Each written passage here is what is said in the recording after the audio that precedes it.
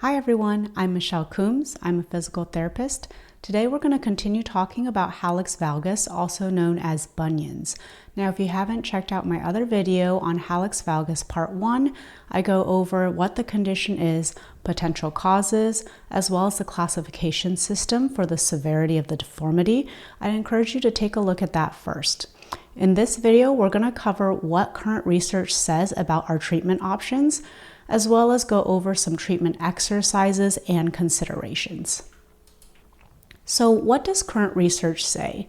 Now, we want to be careful with what kind of weight that we put on different types of clinical studies or research studies.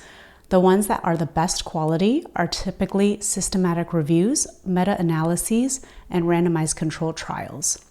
Now, there are a lot of studies out there looking at different treatment options for Hallux valgus. Some of these include exercise, toe separators, use of night splints or other orthoses, footwear, advice, manual therapy, taping, and surgery. And the outcome measures that they typically looked at were pain levels, function or loss of function, and any angle changes or structural angle changes. In multiple studies, some of them were randomized controlled trials, they found that custom orthotics, they don't really seem to affect the deformity itself, but they may help with short-term pain relief compared to a control group. Likewise, night splints, taping, and toe separators, again, they may reduce pain, but there's no change in the deformity, at least short-term. Many studies that did report pain reduction, they looked at a combined treatment approach. So of the treatments that I listed above, 2 or more of those usually compared to controls. Now, unfortunately, with a comprehensive program, which usually includes a few different components, there's overall low adherence. So that's rather unfortunate. The theme throughout these studies tends to be that pain reduction and improvement in function, they're possible without surgery. And although slight structural angle changes, they have been reported, it's pretty rare and it unfortunately falls within the standard error of measurement. So whatever methods or tools they use to measure the Hallux valgus angle change, there's always an error of measurement that's associated with each tool. And unfortunately, the numbers reported were within that standard error of measurement. So we're not sure if there was any change really at all. Now, these results, they're pretty unfortunate and they can also be a little discouraging. The results are inconsistent across the studies and we just can't say with certainty what types of treatment will actually help. Let's talk a little bit about research on surgery. So surgery can correct the Hallux valgus deformity, but up to 15% of people, it can occur again. So that's also very unfortunate. And one of the theories of why this might happen is that there might be some underlying muscle weakness or other impairments, such as limited mobility in their big toe or their ankle, that are contributing to the way that they move and the way that the stress is applied to their foot. So if you walk in a certain way because you have limited ankle dorsiflexion or limited ankle range of motion, that might put more stress on your big toe or on that joint. Now, the bottom line for the treatments is that we cannot eliminate or even reduce an existing deformity. But treatment, especially combined treatment, it may help maintain function longer and decrease pain symptoms. It's been found that key muscles in the foot and the calf, they help support our body weight, help us propel forward when we're walking, and they also help us support our arch. So they prevent the arch from collapsing inward or pronating, and this helps to support our big toe. So our very first exercise is going to work on big toe extension. It's going to be a self-mobilization. Now, our big toe's ability to extend, that becomes impaired in people who have a bunion. And with the big toe extension, that's actually pretty important. When we're walking, our normal gait pattern, we need about 45 degrees of big toe extension and even more, up to 70 for running. When the big toe extends during walking, this helps to lift our arch and creates a rigid lever. This is known as the windlass mechanism, and this helps us with efficient forward progression. So when we're moving forward and pushing off during walking. This is a hallux extension or big toe extension self-mobility exercise. I'm going to sit with my ankle crossed over my other knee, and I'm going to use my hand to pull my ankle into dorsiflexion, so toward the direction of my shin, and then I'm going to take my hand and go up to the big toe, and I'm going to try and pull it back into extension, so toward the direction of the shin, as much as is comfortable for a few seconds, and then I'm going to return. I'm going to do this about 10 times, 2 to 3 times a day, at least 3 times a week.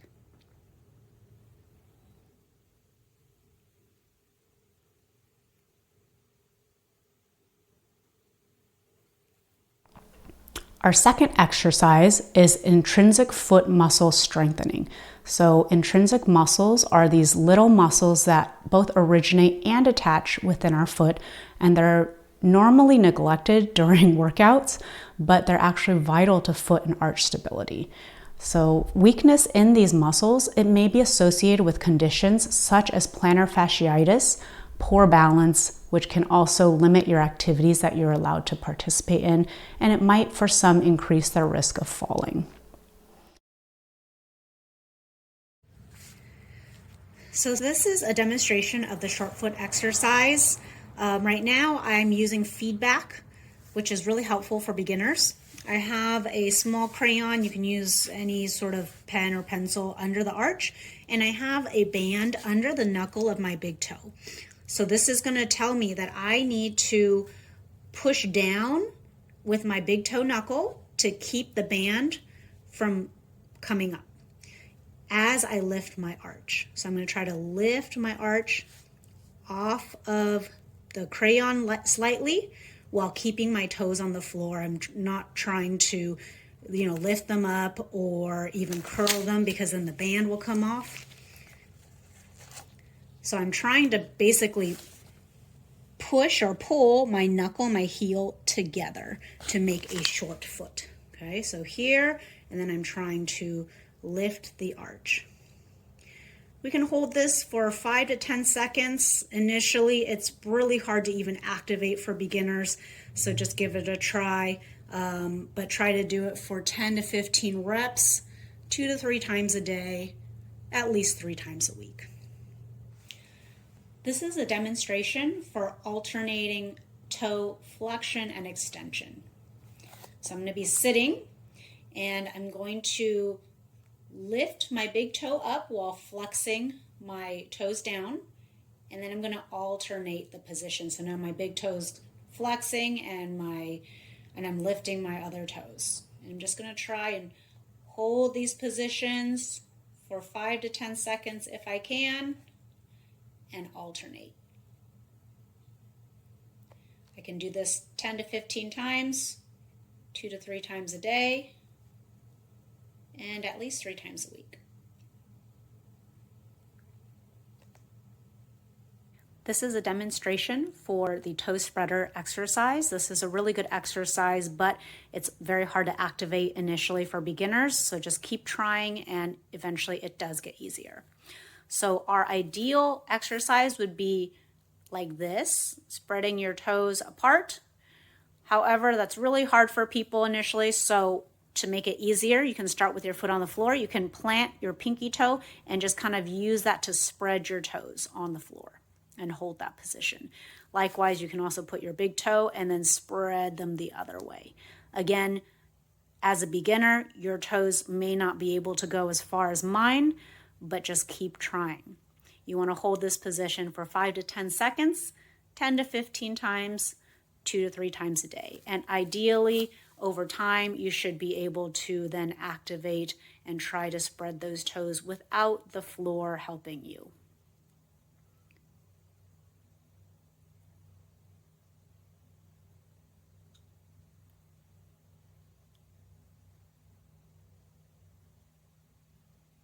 Now, the third exercise is a heel raise. For a heel raise, you want to be mindful of your big toe position. For some people, it causes a lot of pain. And if that's you, then you might need to start with a partial range of motion, not going all the way up, or maybe even doing the exercise off of the edge of a step. If that's still too painful, you can do the heel raise in sitting, or even with your leg out in front of you with a resistance band and kind of pointing your toe against the resistance band. I'd recommend to do these exercises with your knees straight and bent to target both of our calf muscles.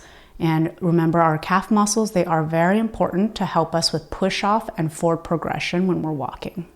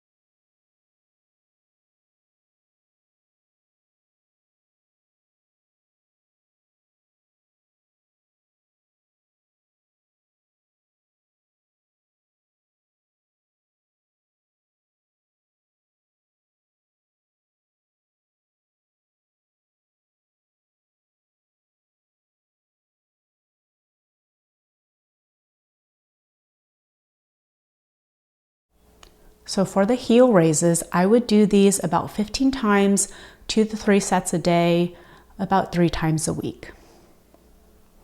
Let's talk about some other considerations. So toe separators, these can be made of foam, silicone, or you can just even make your own out of some cloth or a paper towel folded up. I would recommend that you just do this at home. You put these toe separators between your toes that are smashed together all day.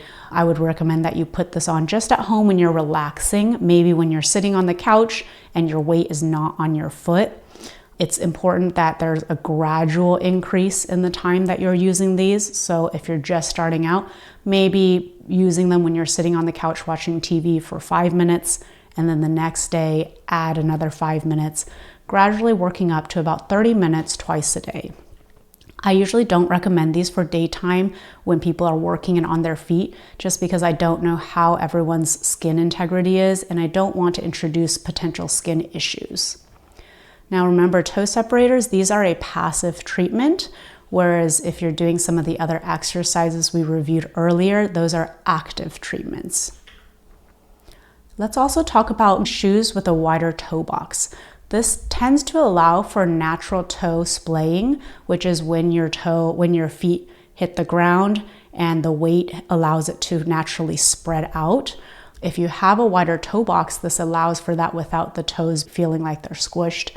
This also helps our foot absorb some of the stress when we're walking or running. Some people find that it helps with their knee pain or joint pain higher up the chain, because if that stress is allowed to partially be absorbed at the foot, then less of it may go to the knee potentially. If you are changing from your normal shoe to a shoe with a wider toe box, it's very important that you would also gradually increase the wear time. You don't want to go from wearing your normal shoe one day and then wearing the new wider toe box shoe for 8 hours the next day on your feet. That would probably cause some new issues. I would recommend doing 5 minutes of the first day and then adding 5 minutes the next day, etc.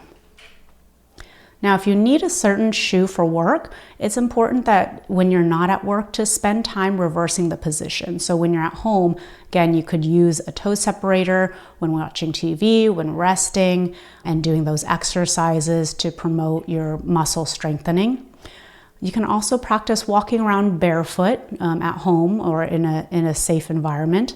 Again, this is also something you would gradually increase, but walking around barefoot, it gives your brain and your foot more sensory feedback, and it just helps your brain understand what kind of place you're walking on and increase that proprioception. It's also important to modify any activities that are causing your symptoms to get worse. We also want to think about load management. So if you're doing exercises that cause it pain, maybe find a way to modify it so it's not as painful. Maybe decrease the load that you're carrying, decrease the amount of sets or reps, or how many times you're doing it during the week. Also think about how many rest days that you're giving yourself. So the big takeaway is to try not to focus on the cosmetic appearance. Of course, that's easier said than done, but research hasn't really shown that any of these treatments can for sure cause any sort of angle change. Let's try to focus overall on your function, your pain management, and any modifications, just so you can continue to do the things that you love. All right, this is the end of the video. I hope you enjoyed it. If you did, like and subscribe. See you next time.